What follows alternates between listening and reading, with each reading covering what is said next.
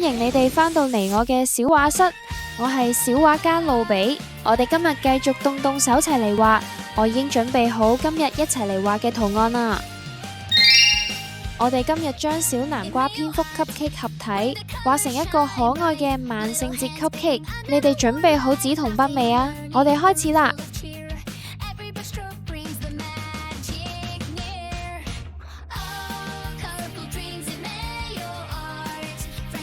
首先用一條曲線畫出紙杯蛋糕嘅底部，曲線嘅兩邊可以連接出一條直線，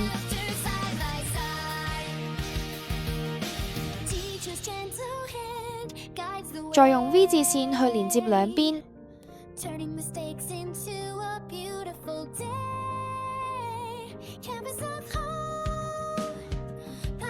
喺 V 字嘅底部畫出直線，就會得到一個紙杯蛋糕嘅包裝紙。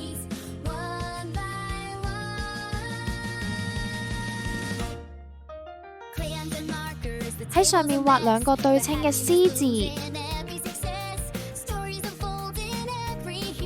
到南瓜 cream 嘅部分，同樣都係用兩個對稱嘅 C 字去畫出南瓜嘅外形。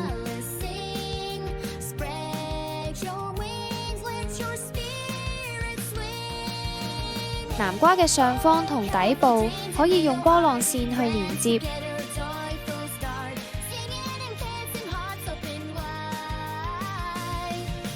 再加上南瓜嘅眼睛，可以喺眼睛裏邊畫出高光位。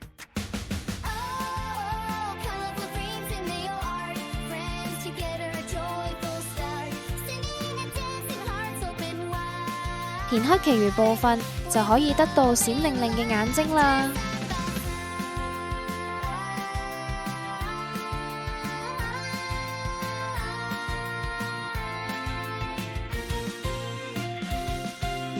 再加上面珠墩同埋 W 字形可愛嘅嘴仔，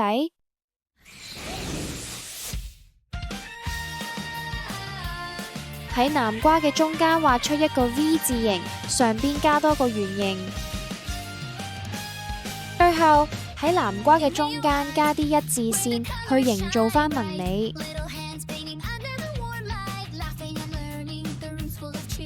就可以得到一個可愛嘅南瓜紙杯蛋糕啦。喺蛋糕嘅側邊用曲線去加一隻小小嘅惡魔翼，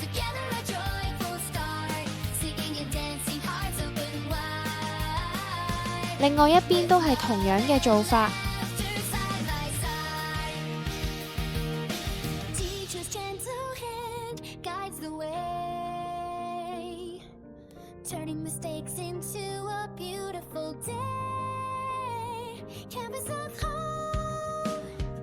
再喺南瓜嘅頂部畫出半圓形，再喺裏邊加入條紋。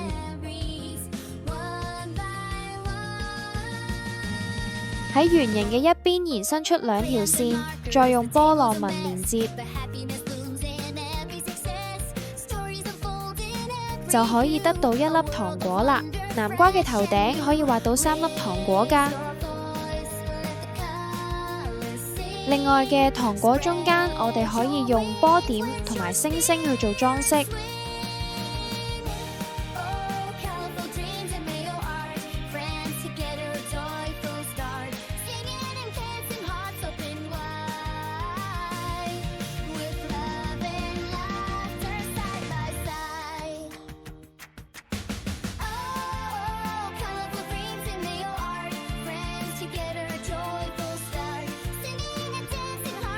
喺波浪線嘅連接處加上直線，咁就完成一個頭頂有糖果嘅南瓜紙杯蛋糕啦。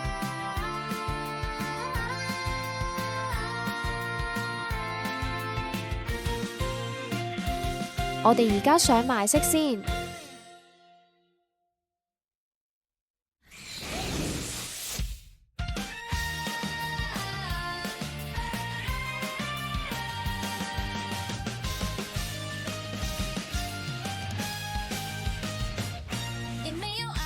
完成啦！